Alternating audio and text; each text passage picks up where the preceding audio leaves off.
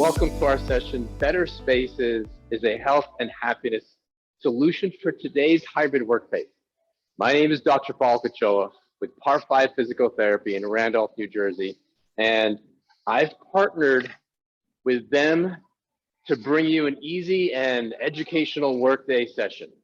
So today's session, we're going to talk about foam rolling. So stretching for foam rolling, using a foam roller for recovery. This is in celebration, an early celebration of tomorrow. Tomorrow is National Foam Roller Day. So if you've got a foam roller, get it out. We're going to start getting on the floor in a second to roll out. All right. So as always, a little bit about me. I've got my doctorate in physical therapy from Mercy College in New York, and a BS in exercise physiology from Rutgers University. I'm a board certified orthopedic clinical specialist, and I've been in the PT field for over 20 years.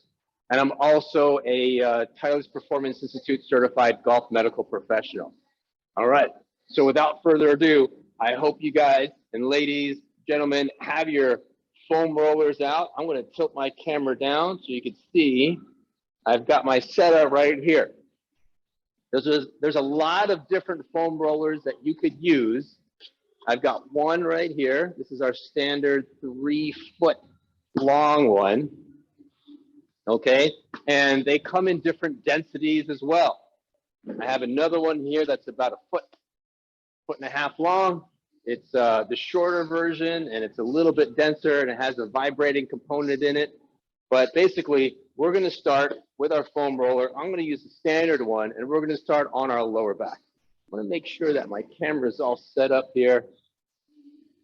Just pull that open. Awesome. All right.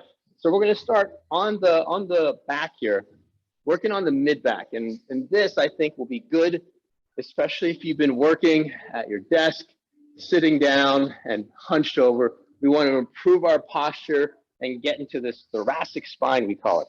So I give this to a lot of clients that come to see me, athletes, golfers, CrossFitters, because the mid back is very important to reduce any aches or pains in the lower back or the shoulder. So we're going to start just kind of hands behind the head here and elbows forward. So this is a key move when we're doing the mid back. We want to bring those elbows forward to keep the shoulder blades out of the way. Now I'm going to lift my hips up here, and I'm going to slide my mid back up and down. And for this, I want to stay on the ribs, all right? I don't want to go all the way down to my lower back where I don't have any ribs. And I'm just going to go nice and slow. The main focus of foam rolling is to push and slide and shear the fascia. Fascia is a connective tissue, kind of like a sweater-like material that fills in all the gaps, and it gives our body and muscles its shape. The fascia needs to slide, lengthen, and shorten to create motion. So once we do this for maybe about 30 seconds or so, what we want to do is kind of reposition, get that foam roller on the lower ribs, okay? So now we're on the lower ribs. I'm going to plant my hips, keep my knees and hips bent in this position, but the arms are going to be in the same posture here, elbows forward to create a lot of stretch into the upper back. Keep my elbows together and forward. I'm going to leave my hips where they are, and I'm going to slide and then bend backwards, going backwards with the head and shoulders. And from here, what I'm doing is to try and mobilize the lower mid back here, the lower thoracic spine. As you're doing this, we want to make sure that we're not hyperextending through the lower back. So for this one, I don't want to let my abdominals kind of let go and then just kind of arch through my lower back. If I do that, then this stretch and this mobilization is not going to be as specific as it can be. You want to keep this slightly on, engage the abdominals, and kind of just rock backwards with the upper body. So we're going to do that anywhere between 8 to 10 times for that segment. And then I'm going to move my hips. I'm going to lift my hips up and slide myself down about 3 inches so that I get to the next segment, the next thoracic spine. I'm going to situate my elbows, same position here, keep my abdominals on, keep my hips down on the ground, and I'm going to rock back. And because we're going into the mid back here, you might even feel some cracks, some pops as you mobilize and manipulate your own spine. After a couple times at that level, we're going to move the hips up, slide the hips down, and then get to the next level up. At some point, we're going to get into the shoulder blade region, and then that mid-shoulder blade area, the area between the shoulder blades. And that tends to be a tight area for a lot of people that I see. All right, then I'm going to scooch down again, get to the next level. And then here, I'm at my upper shoulder blade, my upper thoracic area. And then I'm not getting a lot of pressure going backwards. It becomes easier for me to go backwards, partly because there's less body mass on this side of the foam roller versus that side. But I'm still going to maintain my abdominals and try and work and extending through that segment. I can take my arms and unlock them, interlock my fingers, and bring my hands and head going backwards to get a big stretch to the whole anterior side here. So the whole front side of my body, I'm going to get a little bit more of a stretch using the weight of the arms to come up and over. All right. And as we're doing this, we want to try and just breathe normally, in and out, long, deep breaths to relax the body, relax the muscles as we're getting through there. The other thing that we can do is kind of go back to our rolling as I keep my hips up, and I can go onto one side and then the other. Particularly, we're going to get into this lat muscle. The latissimus muscle runs from the lower back, wraps around the side of the underarm here, and inserts into the front part of the shoulder, the upper arm. To mobilize and roll that part out, we're going to reposition, get on the side, and now I've got the foam roller in between my my armpit here. I'm just going to go up and down, shimmy my hips up and down. I've got my knees bent, my lower body is totally relaxed, and I'm going to go up and down.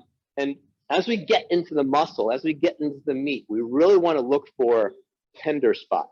Now, the tender spots and how much pressure and how much you're moving through them really depends upon your own tolerance.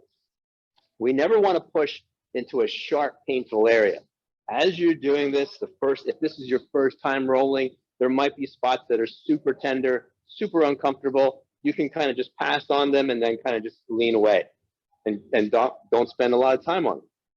But as you do this more and more, and as the tissue gets more flexible, you'll be able to spend more and more time on these areas and apply a little bit more pressure as that muscle starts to loosen up. So as you can see here, I stopped going up and down. I'm starting to do a little bit of rotating forward and backward to create some shear in that lat muscle. All right. So as I create that shear, I'm going forward and I'm finding that tender spot. I could stay on that and hang out for a couple seconds using my deep breathing techniques, or I can kind of shimmy my hips up and down, mobilize that area even more. Now, the rule is that as you're trying to get through tissue and you want that muscle to relax, you want to spend at least 1.5 minutes per body part to sufficiently mobilize that tissue and relax. Or else it'll just kind of snap back into a shortened position, shortened tight position. So that's for the mid-back and the lat muscle. One other thing that I like to use for the lower back is this trigger point ball. And then if you don't have one of these, you could use a tennis ball or a lacrosse ball at home. Tennis ball is going to be a lot easier. This trigger point ball is made of some hard foam, so it is pretty dense. The lacrosse ball or softball or something like that is going to be much harder, much more aggressive. So we'll use this to get into the lower back. Now, the lower back is basically this little piece of real estate here that's going to be above the pelvis, the side of the spine, and below the ribs. Once we get that in that spot, we're just going to lay down on top of that. All right? And then once I find that trigger point, if I'm moving around, make sure I'm not on bone, I'm just basically on that meaty area on my lower back, off to the side to the spine. I'm just going to kind of just shimmy around, move my hips and see, all right, do I find a spot that's a little bit tight, a little bit tender? I can move my knee out to the side to create a little bit more pressure over there, right? Reposition my body, reposition the ball, and look for tender spots. Once I find a spot and if I'm comfortable with this, I can increase the mobility of that tissue by bringing the knee into the chest and hugging that knee as close as I can into my chest. And as I do that, I'm going to repeatedly go in, exhale as I pull that into the chest, let that ball slide over that tissue, reposition it as needed, and then repeat. So again, a minute and a half per body part, especially if it's a spot that's a little bit iffy for you, a little bit tight. All right, so that's the lower back, and we would repeat that on both sides. All right, and then we can get into some classic foam rolling for the lower half of our body, the hamstring, the quads, the hips. All right, so I could start in the hamstring area here. I'm just going to kind of roll this underneath. I'm just going to use the edge, or I could use the shorter one. But basically, you just need this little piece that's going to fit underneath your leg. And then I'm going to lift my hips up using my arms, my hands, and my other foot to roll my body forward and backward on this foam roll. So the hamstring is a three-dimensional muscle here. So I can go up and down in this position here. Well, we also want to see if I can get the inside hamstring and the outside hamstring.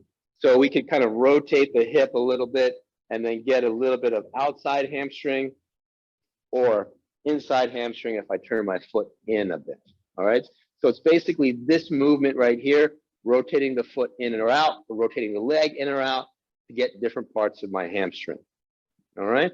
And once that's done, we could start to get up into the hip here. I'm just going to pop this up and I'm going to sit on it. So now we're into the glute area, the gluteus maximus, gluteus medius, and gluteus minimus in this area. I've got one hand down here. I've got my feet flat, my knees are bent, and I'm just kind of shifting my weight onto that one cheek. Once I'm on that one cheek, I'm just going to go up and down over that area. And again, the rule is try and search for those tender spots, apply as much pressure, go slow, apply as much pressure as you can tolerate on those spots. If we need more, we can or need more intensity, I could take that leg that I'm working on, that left glute muscle, and then just rotate that foot and put it on my other ankle. And then from here, that gives it a little bit of a stretch, and I can kind of get in there a little bit deeper into the glute and then the hip. All right. So this is a good one for runners, long distance runners, to get into the hip, and then we're going to get into this IT band and the tensor fascia lata muscle on the side of the hip next. All right. And to get to that one, I'm just going to roll onto my side. And again, we want to avoid the bony areas. So the top part of my pelvis here, the pelvic rim, I'm going to stay off of that. I'm going to stay below that. And then my hip bone, you can kind of feel that pointy part like right on the side of the leg. We're going to stay above that. So the border is going to be above the hip bone and then below the pelvis. So there's not a lot of space there. So I'm just going to go up and down, small oscillations here. And I can put this foot in front to get a little bit more anterior, or the front part of my hip, creating a shearing forward and backward or up and down. Okay, so I'm going up and down, and I can go forward and backward, create the shear. Now, same thing, this foam roller has a large surface area of contact. And I can get on different areas of my glute and hip here. If I want to be more aggressive, I can do the same process using the ball to get into the lower nooks and crannies. All right, so now once we're here, we can transition to the front part of the quad, front part of the thigh, the quad, by just rolling around. And then on my stomach, I'm going to show you my right side here. I'm going to slide this over, and again, we're just going to use the edge. I'm going to get onto my quad here, and I'm going to go forward and backward, up and down. And I can create a little bit of shearing, rotating my hips, or sliding up and down. Again, searching for tight areas, going nice and slow, don't have to go fast. And once I find a spot, I can kind of stay on there and then work on shearing side to side or going up and down. So that's a minute and a half per body part. And then for the quad, especially in this position, we could find that spot, say, oof, that's a trigger point that I got, and then leave it on there and start to bend the knee, and that creates more stretch and shearing of that particular spot where I got that trigger point. All right.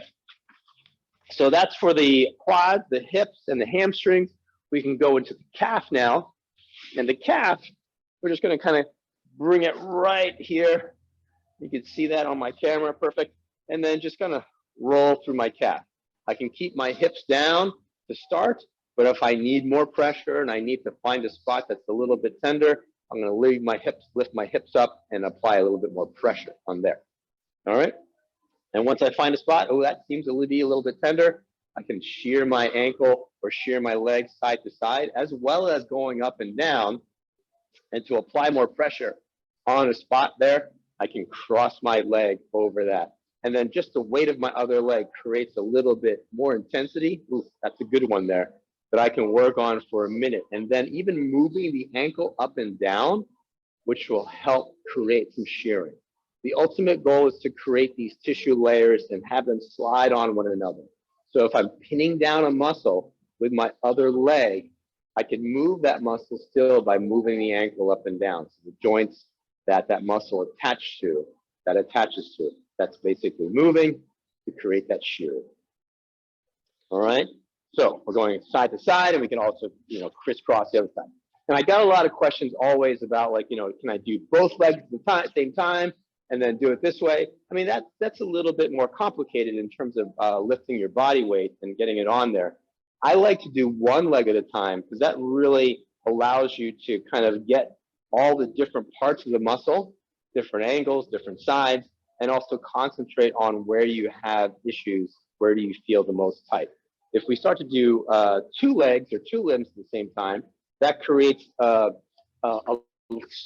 less weight or less pressure on on both legs versus concentrating on one leg to create as much pressure and shearing. So we want really deep pressure and more shearing and movement through the limb.